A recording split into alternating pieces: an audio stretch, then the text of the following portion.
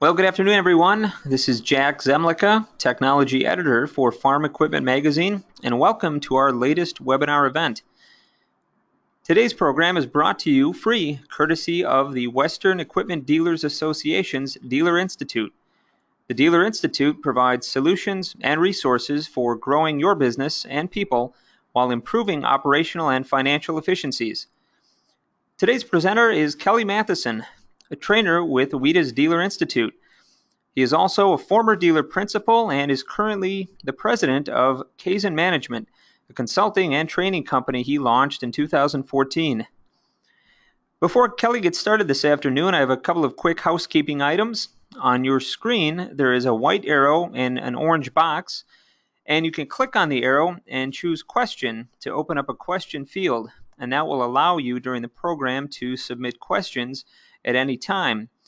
Time permitting, we'll look to answer as many of those questions as possible following the presentation, and if we don't have time to get to all of them, we'll make sure to send the remaining questions home with Kelly so he can take a look at them.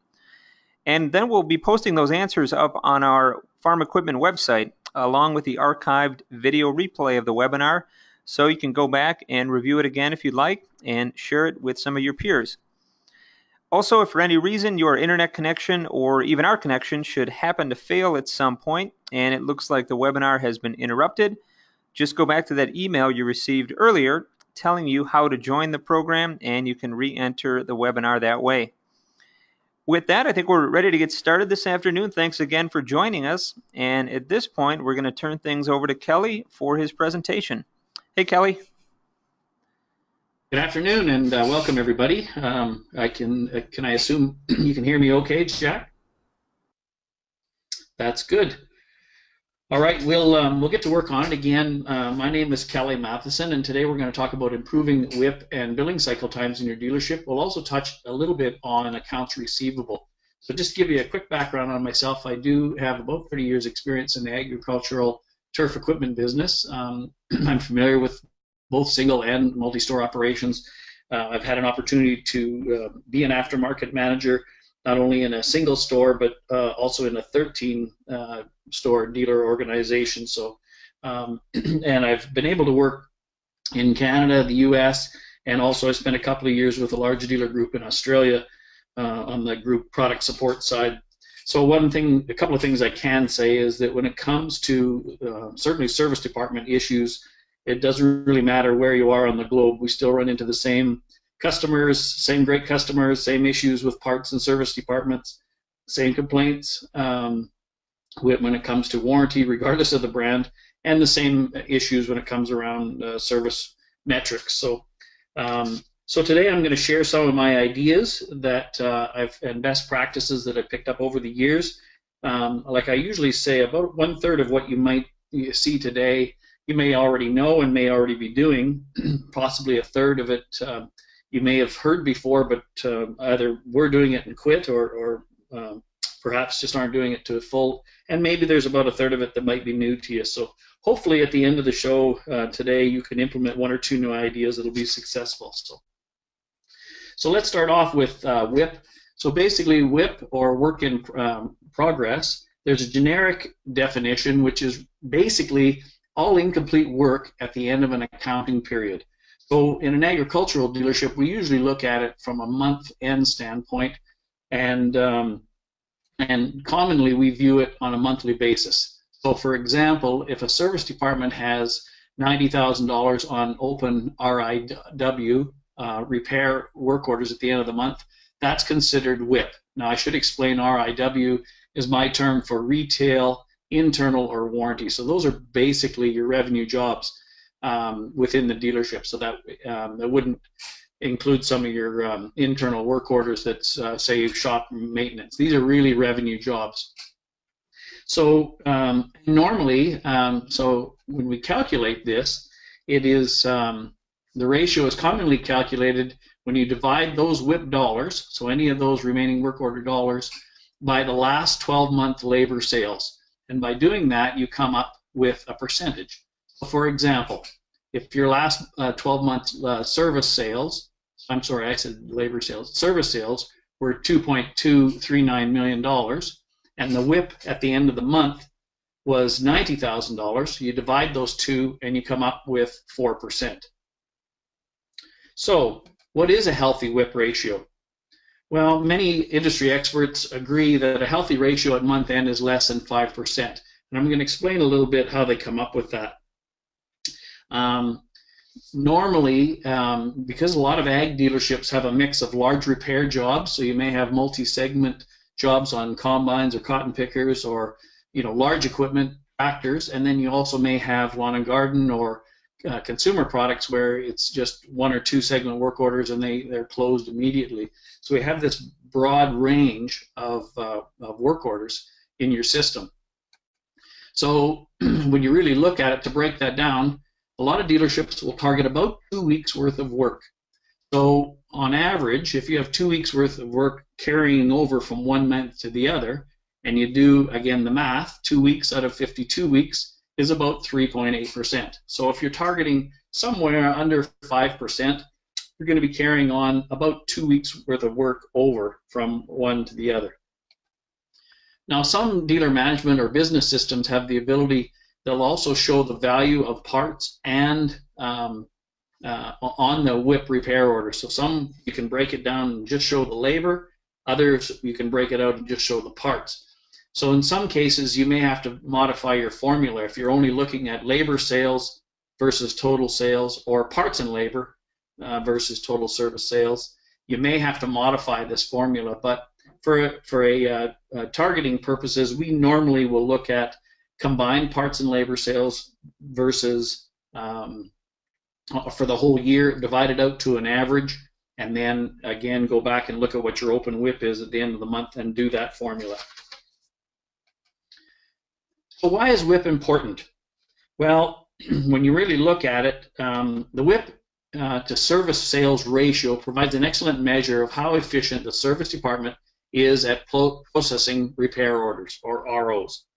So when you really look at it, you've got wages, parts, sublet labor, consumables, supplies. They all take cash flow.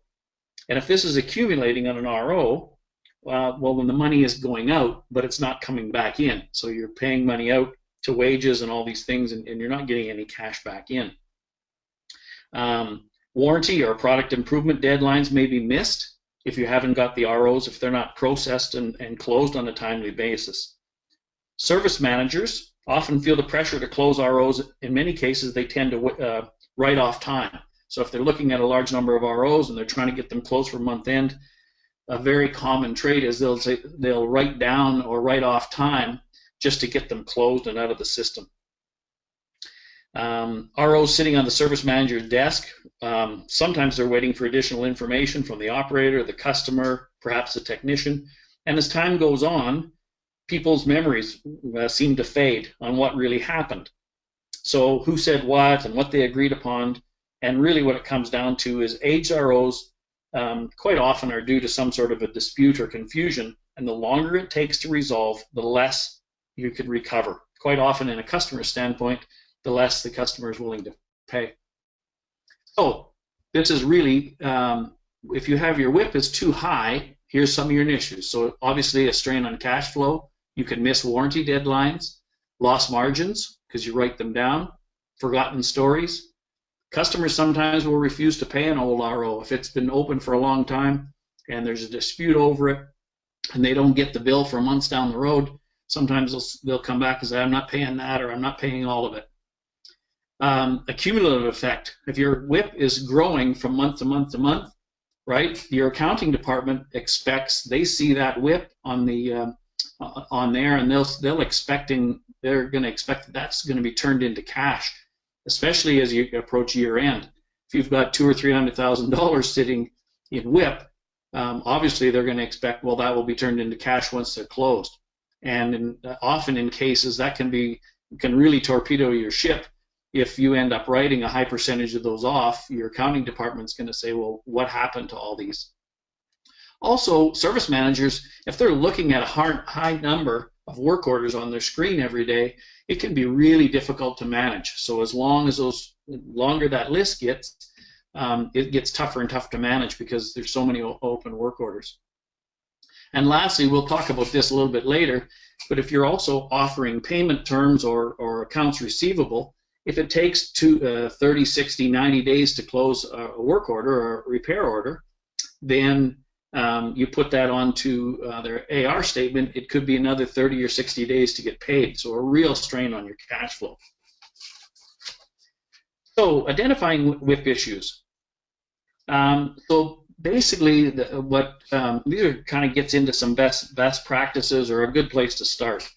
First of all, really what you need to do is identify what your WIP position is every month. Now, we used a target of 4%. In your dealership, you may say, look, we're going to settle at 15 or 20% to get started, and just have a look at what that target should be, depending on your business. But first of all, you have to find out what your position is. So where are you starting from? Next thing that's a great idea is to run an aged RO, or I use the term RO for repair order. You could call it work order. So if you're running a report to identify all the open repair orders that have been open for 30, 60, or 90 days or older. And by running that report, you can start to find out where the problems are. And then you can set a goal, right, to start to close these.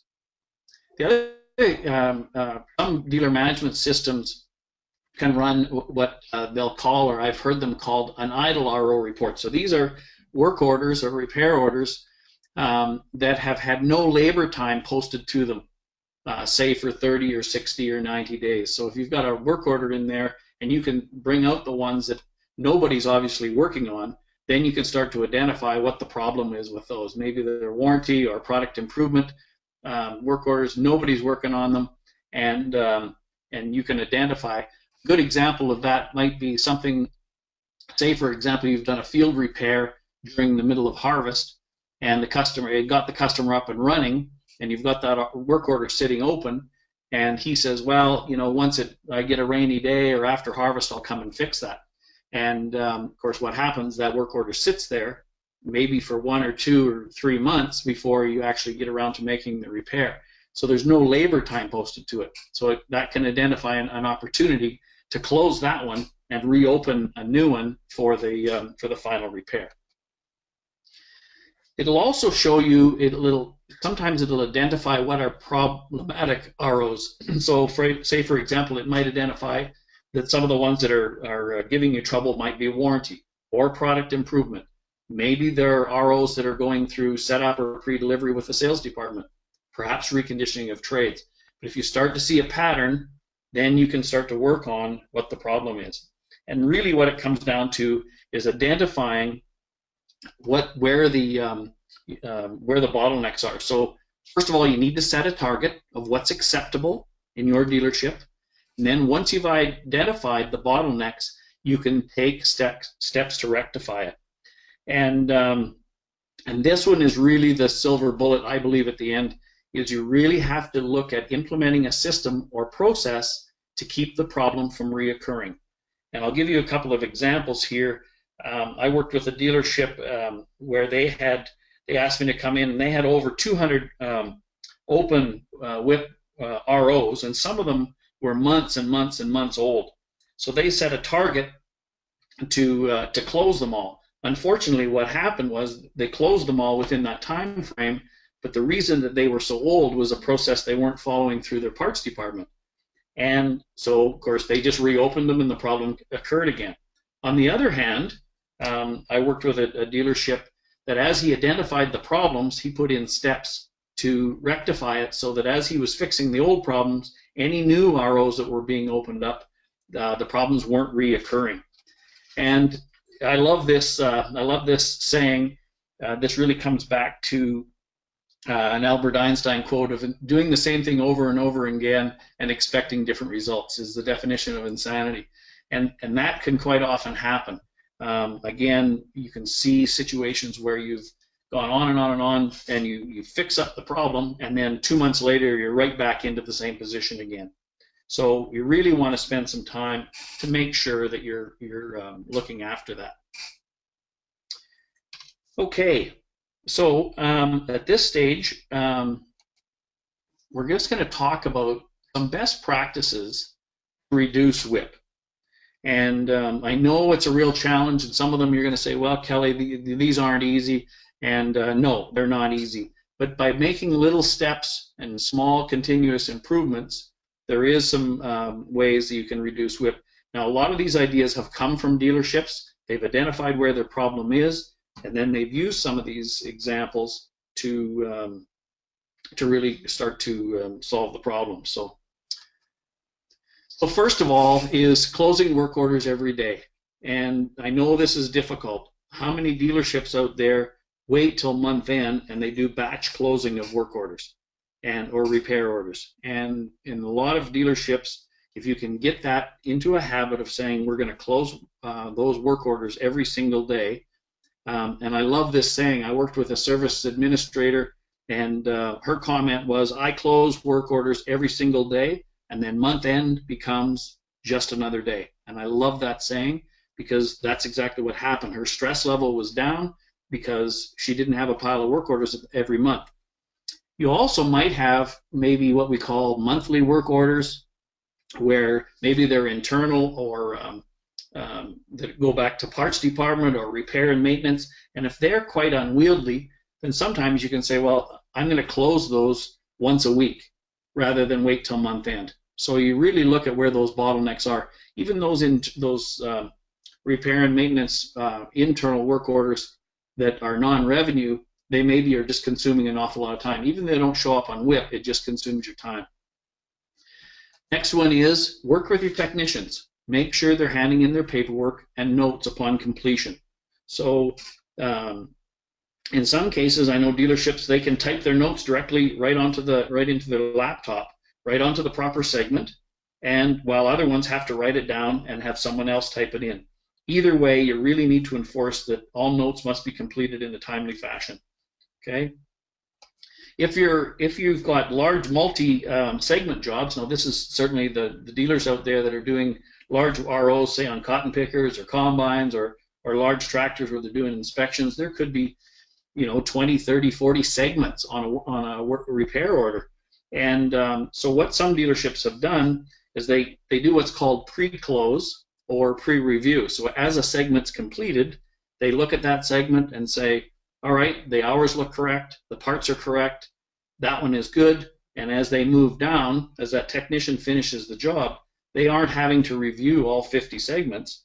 They're only reviewing the 2 or 3 that are left at the bottom. So I call that pre-closing or pre-reviewing those large segments, and that can take the pressure off, especially if you've got a shop foreman or service manager that wants to review those. So it's a lot easier to review them as they come through. If they know a specific job, changing a feeder chain, for example, on a combine, is X amount of time, the parts are correct, that one looks good, they can basically check that one off, and they don't have to move it around, because I know a lot of service managers will get to the end of the RO, or the end of the month, and they'll be moving time around from one segment to another, which can be very time-consuming and very confusing. Another one, again, that a lot of dealerships is introducing flat rate or menu price standard jobs. And this one can be difficult, but it certainly is rewarding. So say, for example, if you're doing, a great place to start is those internal jobs. If you're doing setup, maybe pre-delivery on certain machines, perhaps you can create a job code that has all the items that the technician must do, and rather than the technician writing notes, it's just a checklist. It's flat rated by how many hours it takes. Perhaps there's standard parts that go in there. So as soon as he's completed, it's just close it. It's already been negotiated what the time is, so you really don't have to wait to review that one. And the technician really doesn't have to hand in any notes. He just says it's done, and as long as all the items that are on that pre-written segment are checked off, then the job can be closed. So that makes a big one. And so I really believe in standard jobs or flat rate pricing is certainly a great place to start. As you're going through, this has come up in a lot of dealerships, making sure the parts are posted directly onto the work order and on the proper segments. And I'll tell you an example here. I worked with a dealer that had a problem with WIP, and as they thought it was in their service department. But as we identified, what was happening was the parts would come in on the parts truck in the morning, and the technicians would run and grab those parts and take them out. And as the receiver was going through, he would check off that those parts had come. However, they weren't receipted into the dealership's management system. So technician, again, would finish the job. He would come back and hand in his paperwork, and the service administrator would go to close it, and the parts weren't there. So then they would go back to the parts department, and they would say, well, I haven't receipted them yet. They're not even in the system. So the whole thing was getting piled up, mostly because of their process between parts and service. So what they came up with as a solution was that no parts were to go into the shop unless they were posted on an RO. So basically, when the technician came up and said, I need a part, it's what's your repair number or work order number, and what segment is it going on? And they went directly on there. If the technician came back and there was parts he had to be returned, they could be taken off. But it was really a much cleaner system, so that all the time the parts were going on the right segments, and rather than waiting till the end of the month and moving those parts all over the place. So that was a huge one. Outside labor and material, or some may call it sublet jobs, make sure they go right onto the work order. And another good way there is to utilize a purchase order system. So for example, if you're waiting for a radiator to come back from the rad shop or a diesel pump to come back, rather than waiting for the exact invoice, if you've already given a PO and you know that what you've been quoted, then you can use a PO, put that on the work order, and close it. As that invoice comes in, then accounting can sort it out, but you're not waiting for that invoice to come back from the diesel shop or the rad shop, especially if you're marking those jobs up. You know how much they're going to quote you, and then you can sell it at a higher price based on your how much margin you're wanting to make on that outside labor or sublet job. So utilizing a purchase order system will speed that up.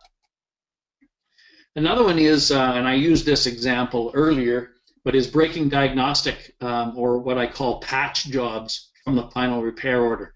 And I've talked to a lot of service managers where they'll maybe send a technician out.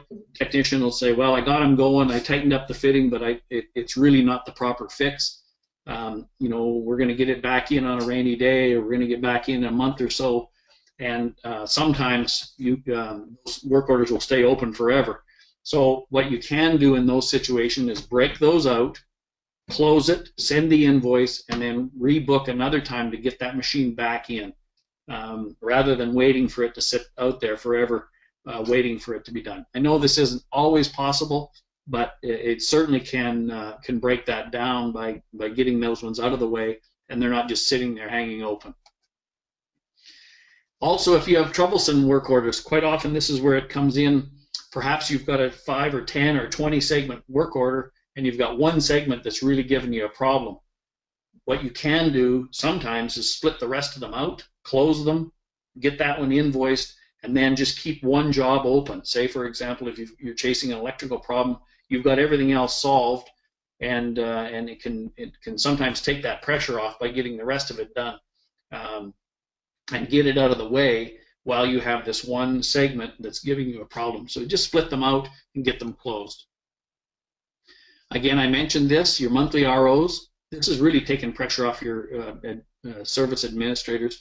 But if you've got a high number of technicians and you've got monthly work orders, rather than waiting till the end of the month to close them, perhaps you can pre-check them, pre-close them, or even close them on a weekly or bi-weekly basis, just to take that pressure off from month end.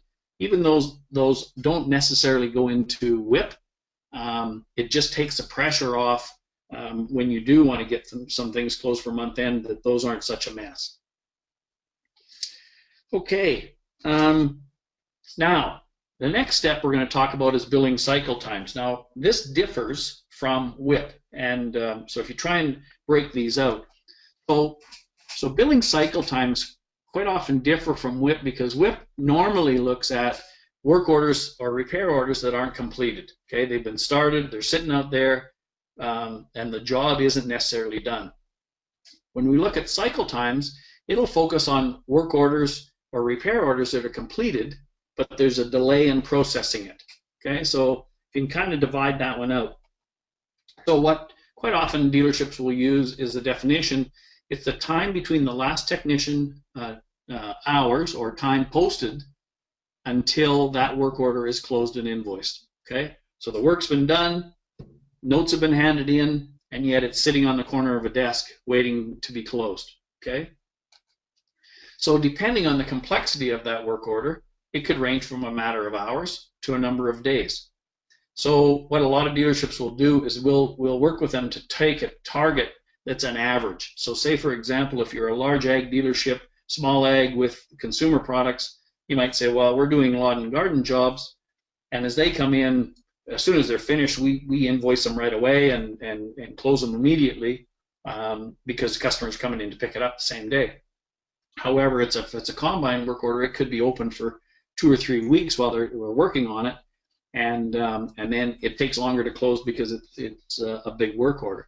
So what some dealerships have looked at is they said, well, we're going to take all of those and we're going to look at it and say, how long does it take to close them? And a lot of dealerships have come back and said, well, we can do it in a number of hours. Some of them have said we target a number of days. So say, for example, 5 days. So what you really have to do is work with your dealer management system to come up with a way to accurately track this. So if you're targeting that you want all ROs processed within 5 days of the last technician time, then come up with your business system, work with your people there to get it so that you can track that. So what are some of the problems with long cycle times? Well, obviously waiting for the technician to hand in the notes. So the job's been done, he's no longer clocked onto it, but his notes haven't been completed. Sometimes it's waiting for the service manager to review it. If you've got a situation where the service manager says, no, I want to look them all over before they get invoiced, then that can bog the system down even though the job's done. This is a bad one, waiting to do batch closing. So some of them are ready to go, they're okay, but they just pile up on the end of the month because you've gotten into the habit of saying, nope, we wait until we have a big pile and I just stay here till 9 o'clock at night and close them all. And that's usually not a great way to do it just because you end up getting in a panic and running down time.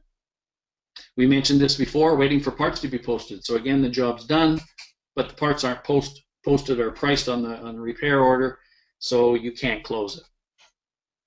Again, waiting for sublet invoices. Well, we've already discussed this too. If you're using a PO system, you should be able to close that with utilizing the PO rather than waiting for the exact invoice to be posted, right?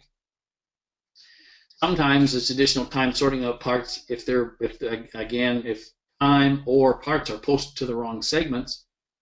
Again, technician's done his job, and yet time or parts are on the wrong segment, so you're consuming a whole bunch of time moving that around. This is another one in a large ag dealership. Perhaps you're doing, let's say, inspections, or you're picking up a machine, you're doing the repair, and part of the repair is a delivery back to the customer. So the job's done, the machine's ready to go, and you can't arrange trucking for 2 or 3 days. So you're waiting for that mileage to come back, and you're not closing the work order. So there's some solutions for that. Again, same thing, waiting for travel time.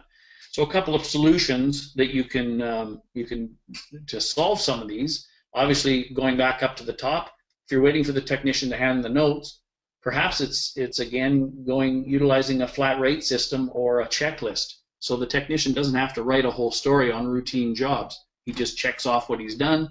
He already knows it's flat rated for 2 hours. You bill the 2 hours and you can close it rather than waiting for a long story to be written. I know that stories sometimes have to be written in there, but if they're routine jobs and it can be broken down into a segment that's been done over and over again, that can really spend some time. Again, that cuts down on the time that the service manager has to review. We already talked about batch closing. I wanted to get down to the bottom two, waiting for delivery charges or travel time. Some dealerships have gone to basically a certain area. So say, for example, within so many kilometers or miles of the dealership, they have a flat delivery or a flat service charge. So rather than waiting to say, well, that was so many miles and we charge so many cents a mile, it's just a flat $100. So it doesn't really matter where that customer is within that circle, whether it's delivery or travel time for a service call. You can close it and say, well, it's $100, bang, we already know he did the job, so we're not waiting for that. And then this is a tough one, waiting for the customer to review the work order. I've talked to lots of dealerships. They'll say, well, I can't really close it because I want them to come in and look it over. And this can really show up as a problem that should be identified at the beginning. And I know I'm going to oversimplify this, but if you've quoted the job in the first place and you've notified the customer that it's going to be, say, whatever, $800 to do this repair, and it comes in at $800 or less, you should be able to close it. The customer really doesn't have to come in and review it. On the other hand, if you've left it open and he doesn't know what to expect, then you have to sit down with him. So again, getting back to this whole idea of estimating and quoting what the job will be, and if you get partway through the job and you find out, gee, it's going to be more than $800, it looks like there's going to be another $200 because we found some other problem, that's when you have to be a lot more proactive, contact the customer, and that customer may be even the sales manager, maybe it's an internal job. But if it's an external customer or internal, contact them and say, look, we've identified this problem, that quote stands, but we've also found another problem. It's going to be an extra $200. Would you like me to proceed?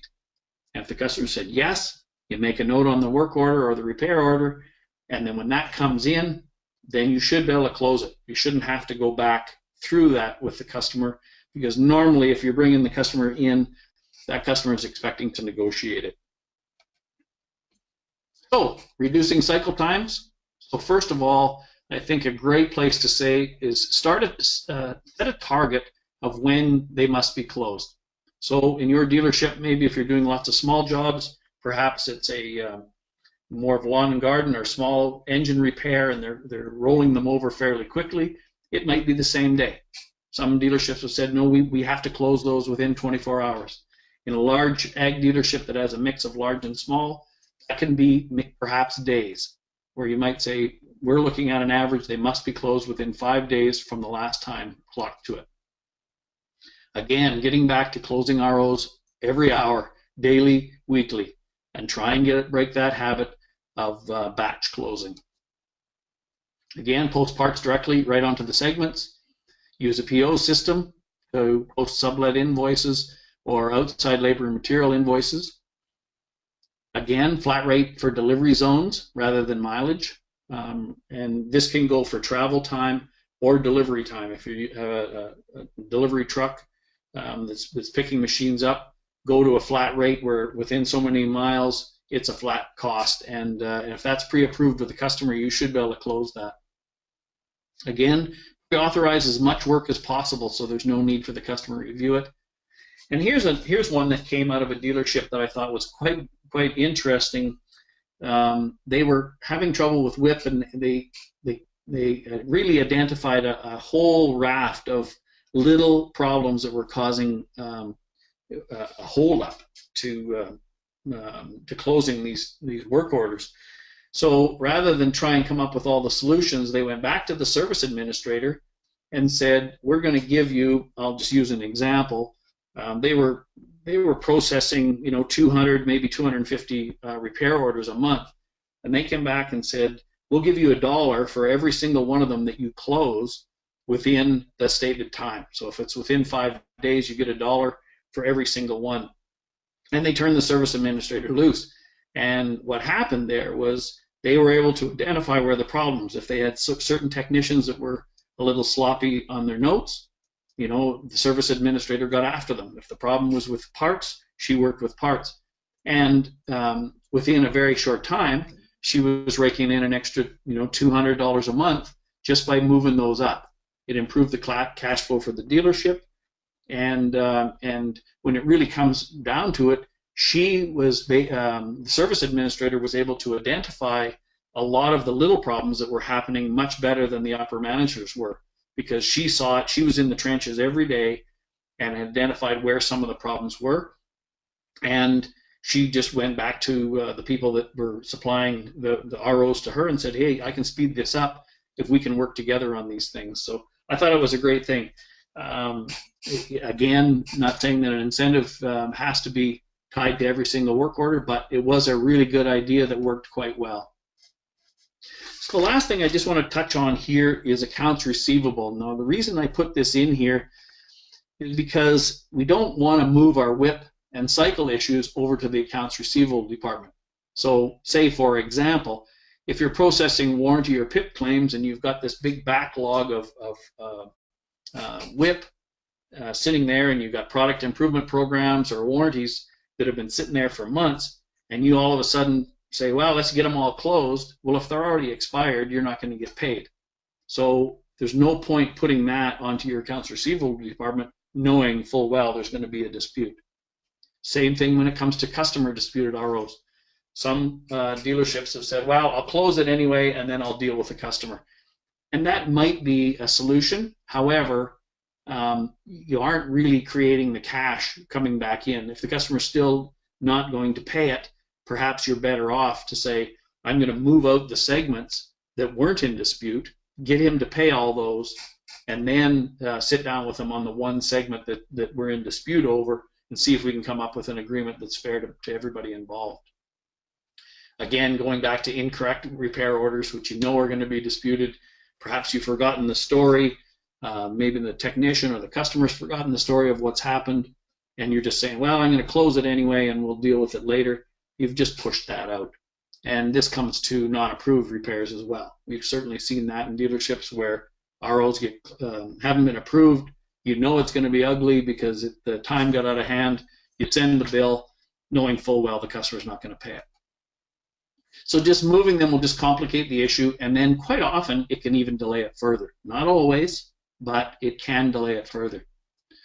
So what we really look at here is making sure you have good communication within the dealership. So this goes everything from your accounts receivable department right through to your frontline staff. So make sure you have a clear written policy on accounts receivable. Okay, if you're offering terms, perhaps you're offering a discount if it's prepaid or paid on completion. Maybe you're putting it on a no interest, no payment service plan, right? And perhaps they need pre-approval if it's on some sort of a finance contract for no interest, no payments on a large repair order, and then you have to get a credit app filled out. Well, it can cause a problem. So you want to try and do any of those things. Make sure your frontline people know that in advance. Another real simple one is just making sure that all your frontline staff have a very clear understanding on what problems can cause if you don't get pre-approval on additional work required or a pre-approval on an RO, that they understand where the problem is. And sometimes it's just as simple when you're opening it up, saying, just asking the question, how will you be paying? If it's going on a credit card, take his credit card number. If it's going on account, we'll just make sure that the customer has, when you open that up, that his credit limit is going to be able to handle the quoted amount of that repair. If he's got a credit limit of $1,000 and he's doing a combine inspection that's going to hit $7,000 or $8,000, good time to deal with it is up front. Again, really should be working towards quoting all the jobs and trying to get approval prior to proceeding. So that doing that in advance, even if it's a quick note right on the repair order that you talk to the customer, he's approved an extra $200 or these additional parts, make a little note, then there's no problem with closing that repair order, and it shouldn't be any problem when it goes onto accounts receivable because you have the backup. But you have to make sure that everybody involved, whether it's a service administrator, whether it's a technician, shop foreman, that they're disciplined in making sure that that note is clear right on the repair order. Another one is dealing with disputes immediately.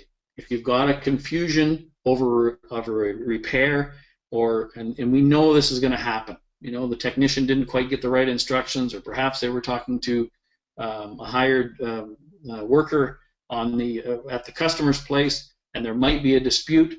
The best thing to do And I know you talk to a lot of service managers, and they've got that ugly one that's sitting on their desk, and they keep shuffling it down to the bottom because they don't want to deal with it.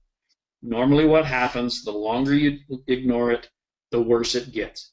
And if you've got a customer that's been thinking, man, we're going to have a fight about this, and you drag it out another 30 days, then you're just going to write off more and more and more. So really tackle it, move that one to the top of the pile and say, when I come to work tomorrow, I'm going to get that one cleaned up and get that one done and deal with it as soon as it pops up while the stories are fresh. Sometimes we have situations with special allowances or out of warranty. So this can quite often fall back into either WIP, cycle times, or accounts receivable. So say, for example, you've got a machine that's 2 weeks off warranty, it's had a repair, maybe you've talked to the manufacturer and they've said, well, you know, it's out of warranty, but we might be able to help them out a little bit. Again, cover that in advance with the customer to say, look, I may be able to I might be able to get the company to cover the parts, but you're still responsible for the labor, or I'm going to get the company or perhaps internal warranty within our own goodwill policy to cover about $200 of this repair, Mr. Customer, so that they're fully aware that they've got a portion to pay and that you will be giving them a credit or a discount of $200 or of that part. Get that, try and get those, if you can, get those considerations discussed in advance, and then when the work order comes, you can say, just like we talked about, just like we discussed before we closed this, here's the repair order, here's what this special allowance or internal warranty is covering, even though your machine's off warranty, and I've deducted that off there, therefore I've closed it. And the bottom one is, when in doubt, really communicate and document. You can never have enough notes, even if it's a matter of saying, you know, I talked to Joe on this date, he approved an extra repair, or he authorized up to an extra $500 to be spent to make this repair. Put that in there, make a quick note of it. It just makes disputes a lot easier when you can come back and say to the customer, gee, you know, we tried our best to communicate as we were going through this job. We did find extra repairs required. However, we contacted so-and-so, he told us to go ahead, or she told us to go ahead. You know, is there anything else we can really do here? And it really helps sort that out. So with that, I think we're probably might have gone a little bit faster. I know there's been lots of questions that have come in, but with that, perhaps, Jack, I've gotten through all the, went through like a whirlwind, I guess, to get all that information. Perhaps I'll open it up and see if there's any questions. Well, thank you, Kelly. Great insight, advice on obviously a very significant topic for dealers out there today. Yes, and we do have some interesting questions that did come in during the course of the program.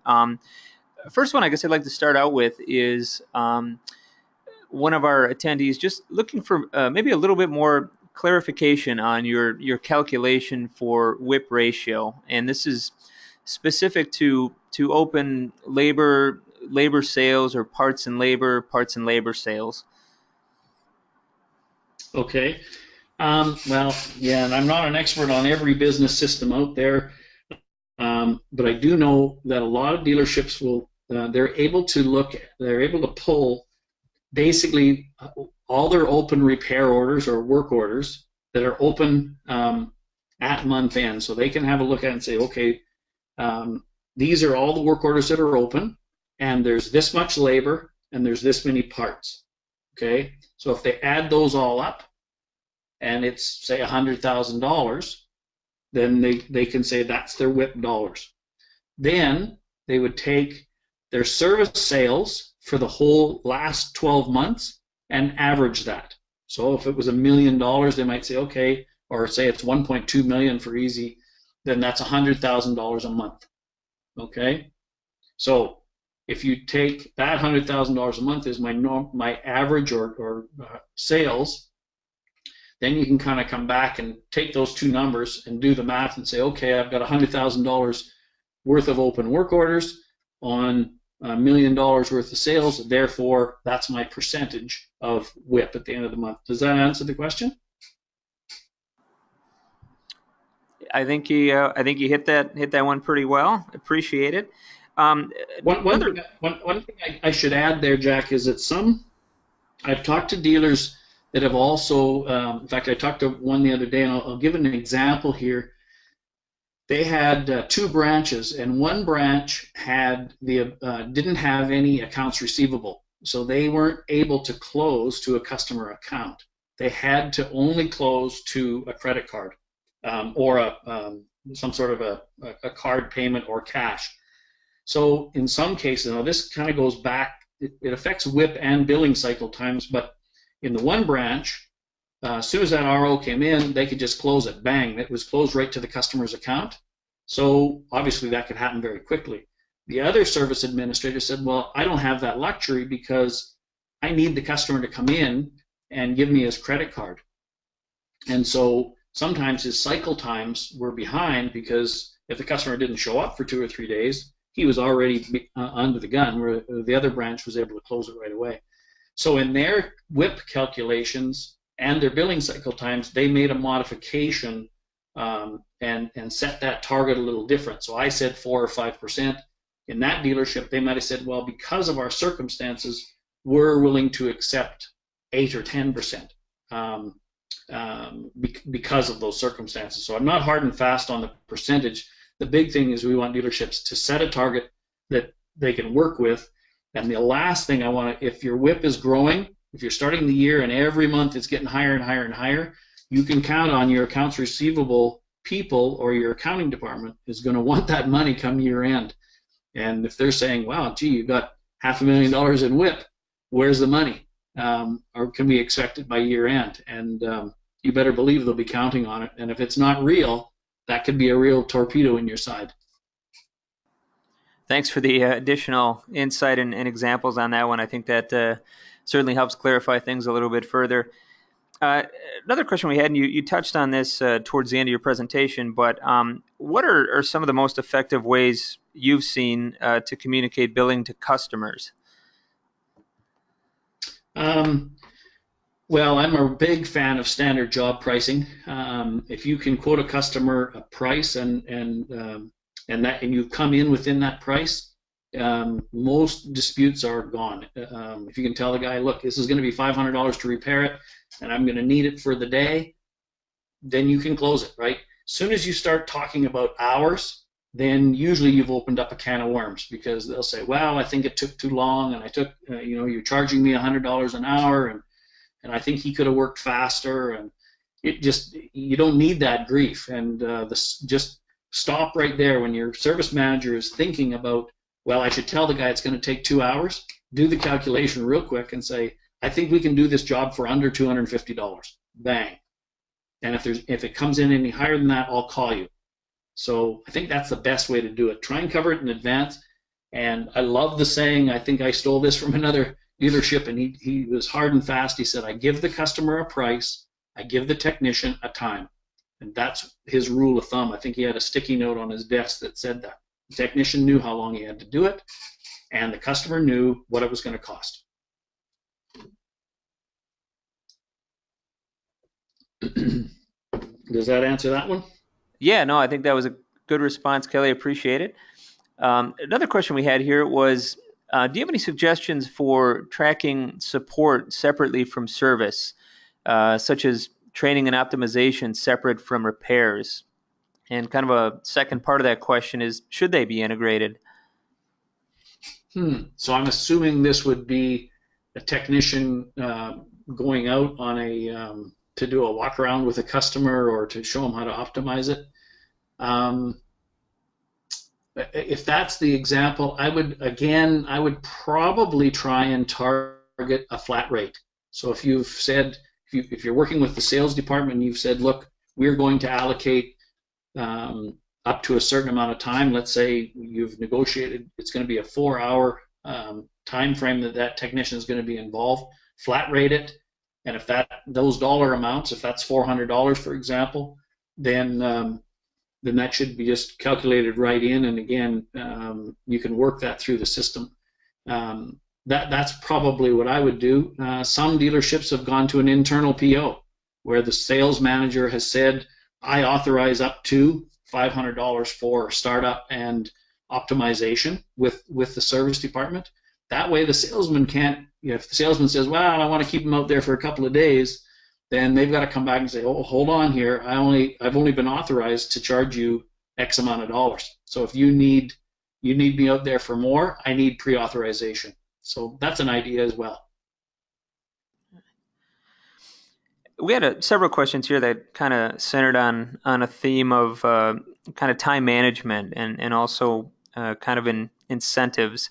I'll kind of pull one here that maybe characterizes some of that. But in your experience, how do you get employees to kind of accomplish the WIP goals that they set? You know, what kind of stick or carrot tends. Well, I'll try to answer that. I think I have a tremendous amount of faith in the people at the dealership, and sometimes I believe anyway, a great place to start is to try and explain it so that your service administrators, your service managers, and your technicians understand, what the end goal is, because they're quite often in the trenches and they'll see what the problems are. So I think most people don't want to cause a problem. They want to be part of the solution. So if you're having a regular team meeting and you're saying to the technicians, look, when you do this, this is what happens. And we've come up, say, for example, with a checklist. Rather than make the technician write a whole bunch of notes, you've said, I've got a checklist. You do these 6 items. You just have to check them. You no longer have to write me a note, but I expect it, as soon as that's done, that you hand it in. So it's kind of meeting them halfway, and it's coming up with group solutions. There's always going to be jobs that they have to write a lot of notes for, but if you can take maybe out of a 10-segment work order, if you can take 8 of them and make them automatic so they can just check them off, then they're going to work with you, and it makes life easier for the service manager, the technicians, the service administrator, and everybody wins. And when it comes to incentives, I mean, there's millions of incentives, but sometimes it's just a matter of saying, hey guys, if we can hit this goal by the end of the month, I'll buy you all pizza for lunch or something like that. Just have a little bit of fun with it, and then discuss what's going right, what's going wrong, and have a little bit of fun with it. And you'd be surprised how people will respond if you help make them part of the solution. Thanks, Kelly. Another couple of questions, and these kind of centered again on I guess, putting an estimate or a little bit of a framework context around it. But what do you see as an acceptable amount of open documents, in relation to a monthly budget? And I guess a follow-up question, if you can address, is had a few folks wondering kind of what's an acceptable ratio. Well, again, quite often an industry standard is that 4 or 5%. I did talk to a dealership actually this week, and they target 20%. And the reason they do that is because they have quite often what they'll do, if they've got a big raft of, say, product improvements to do, they might order all those product improvement kits to come in, and of course they'll open up the work order, the parts will go straight onto that work order. Now that's sitting in WIP, even though they're not going to work on them right away. So they've looked at it and said, because of the nature of our business right now, we're comfortable with a 10% WIP or a 15% WIP. So I think it has to be a little bit fluid. Also, the big thing is those ones, you already know that they're sitting out there, and the job now is to get them processed right away. So if you've got all these, maybe you've got 10 repairs to do or 20 repairs to do on a product improvement program or a recall program, some other dealerships they'll split out when those kits come in, so they can handle them this month, maybe 5 this month, 5 the next month, 5 the following month, and then their WIP is down. Either way, it's just setting a target that you're comfortable with, knowing all the circumstances in that dealership. So I know I'm kind of skirting the question a little bit, but I mean, every organization is a little bit different, and sometimes you can have a real, messy one. Maybe you're putting a an engine in something, and all of a sudden that part comes in, and it hits the job, and it carries over the month end, and you've got this huge dollar amount. Well, it's just a blip in the system, so you don't really worry about that. It's when it's growing and it's out of hand. That's really when you've got work orders that are 30, 60, 90 days old. That's when you know you have a problem. Thanks, Kelly. We've got time for just a couple more questions here. Next one is, do you consider absorption rates and what the agricultural industry average would be? Yes, I think absorption's very critical, especially right now with the pressure on, with so much used equipment building up, and on the ag side, it's a big problem, and a lot of dealerships, if they haven't got good absorption, they're in trouble. So we've always, I guess, done our best to try and target that that the service department gross margins are covering 50% of the fixed expenses of the dealership, and parts is covering the other 50%. And when you really look at that, parts and service, if it's handled properly, that's cash coming in. And you've got cash going out with wages and heat and light and taxes. And if you're relying only on whole goods sales to bring that cash in, that's a real recipe for disaster when you hit a downturn. So I believe, yes, that you should be. Now, some dealerships will take just the fixed expenses and say parts and service should cover those. Other dealerships have said, no, we want fixed and variable. We're also including interest in some. And now they might say we're only targeting, an 85% absorption coming from aftermarket because our expenses are a little higher. But either way, both parts and service should be generating cash. And if you're doing a good job of selling parts and you're doing a great job of customer labor sales and selling service, then that should be, and you're turning it over quickly from a standpoint of controlling WIP, billing cycle, and getting your accounts receivable in order, then that is cash coming in, and cash is king. You've got to have that flowing into the dealership. Last question for you today, Kelly. And I know with a lot more of the industry getting more tech-based, question we had is how much mobile billing in the field are you seeing? Well, it really depends on the area, but I think it seems to be quite a bit. Like there's a lot of seasonal, of course, if you're in areas that are doing combines or cotton pickers or and machines in the field. I know dealerships that for some of these large farms now have service contracts where they're going out and they're doing all the service on these on tractors and combines when they hit a certain amount of hours. So again, a great opportunity, because if it's proactive and you're going out and you're doing a regular service, it's a lot easier to predict what those costs are going to be, because it's going to be oil, filters, a grease, lubricants, and if it's a routine service, you should be able to flat rate it. So if you can flat rate it, then you can turn that job over. Obviously, if you come across a repair that's needed, then you open up another work order and close the service one. So I believe that it's a great opportunity. And yes, as farms get larger and dealerships get more proactive on their preventative maintenance programs, whether you're in construction, material handling, or ag, I think it's a fantastic opportunity. Well, great. Well, thank you again, Kelly. And that is all the time we've got today. We'll make sure to get some of those questions that we still had remaining over to Kelly so you can take a look at them and hopefully get some of those answered for you. Just again, a reminder that today's presentation and audio will be made available on the Farm Equipment website in the event you'd like to go back and take another look and listen to it.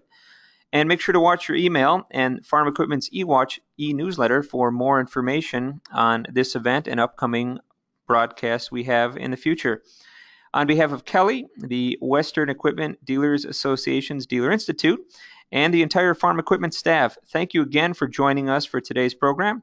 When you leave the webinar, a short survey will pop up. Please let us know what you think of the live event, and if there are any topics you'd like to see us cover in future webinars, be sure and let us know. Thanks again, everyone. Enjoy the rest of your day.